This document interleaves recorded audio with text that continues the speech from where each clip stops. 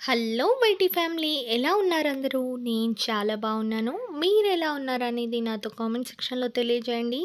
ఈరోజైతే మరో మంచి క్రాఫ్ట్ వీడియోతో మళ్ళీ మీ ముందుకు వచ్చేసాను. సో ఇదేంటంటే మనకు కృష్ణాష్టమి అయితే ఉంది కదండి, దానికోసం తెప్పించానమాట ఈ బాక్స్ అనేది. ఇందులో ఏముందంటే మనకు కృష్ణుని విగ్రహం ఉందండి.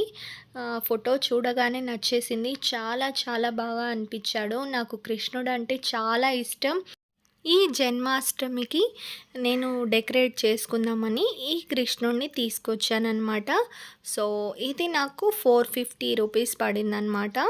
ఇది బబుల్ వ్రాప్ చేసి కంప్లీట్గా చాలా బాగా పంపించారండి. బాక్స్ ప్యాకింగ్ కూడా చాలా గట్టిగా ఉందన్నమాట. ఇంకా లోపల విగ్రహం అనేది చాలా బాగా వచ్చింది. ఇప్పుడైతే ఈ విగ్రహాన్ని డెకరేట్ చేద్దాం అనుకుంటున్నాను. సో మనం కృష్ణాష్టమికి ఇలా కొంచెం డెకరేట్ చేసుకొని అందంగా పెడితే బాగుంటుంది అనిపించింది. సో నేనైతే కొన్ని ఫ్లవర్స్, చిన్న పాట్స్, ఇంకా బోన్సాయి ట్రీ ఇవన్నీ కలిపి ఒక డెకరేషన్ లాగా చేద్దాం అనుకుంటున్నాను. దీనికోసం అయితే ఫస్ట్ ఒక టేబుల్ తీసుకున్నాను. దానిపైన లాస్ట్కి ఒక చిన్న బోన్సాయి మొక్కని, ఆర్టిఫిషియల్ మొక్కని పెట్టేశాను. మీ దగ్గర చిన్న చిన్న బోన్సాయి రియల్ మొక్కలు ఉన్నా కూడా ఇలా అరేంజ్ చేసుకోండి. తర్వాత ఒక వెల్వెట్ క్లాత్ వేసానమాట. ఇంకా చిన్న చిన్న వెల్వెట్ పిల్లోస్ ఉన్నాయి నా దగ్గర. అవి కూడా బ్యాక్గ్రౌండ్ బాగుంటుందని ఇక్కడ సెట్ చేసేసాను. సో మీ దగ్గర ఏమన్నా చిన్న చిన్న డెకరేషన్ ఐటమ్స్, గ్రీన్ మ్యాట్ అలాంటివి ఉన్నా పెట్టుకోండి. తర్వాత నేను కొన్న విగ్రహాన్ని మధ్యలో పెడుతున్నాను అనమాట. నేను ఈ కవర్ అంతా కృష్ణాష్టమికి రిమూవ్ చేస్తాను. ఇప్పుడు ముందే చేశాను కాబట్టి కవర్ అనేది రిమూవ్ చేయలేదన్నమాట. సో నేను ఆ రోజు మళ్ళీ రిమూవ్ చేసి డెకరేషన్ అనేది చేస్తాను.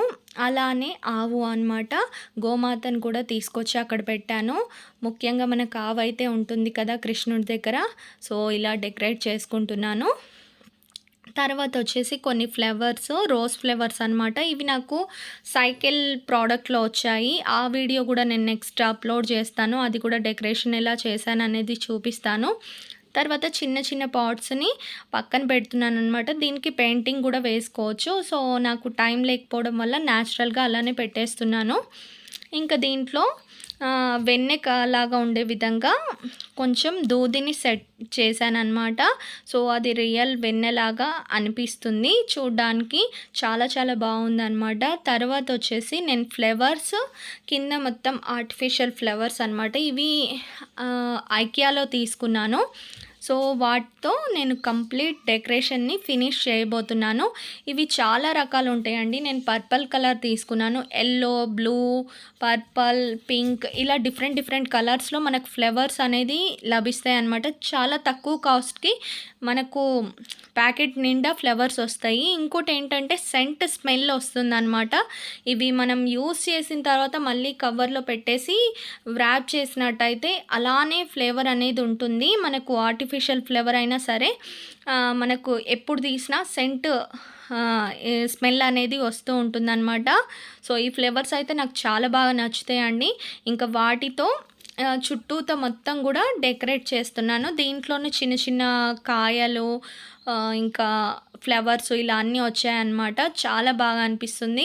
సో డెకరేషన్ అయితే ఫినిష్ అయిపోయిందండి. ఇప్పుడు ఫైనల్ లుక్ చూపిస్తాను మీకు ఎలా ఉంది ఏంటి అనేది. మీరు చూసేయండి. ఎలా ఉందో ఏంటి అనేది నాకు కామెంట్ సెక్షన్లో చెప్పండి. మీరు జన్మాష్టమికి ఎలా డెకరేట్ చేసుకున్నారు అనేది కూడా నాకు కామెంట్ రూపంలో చెప్పండి.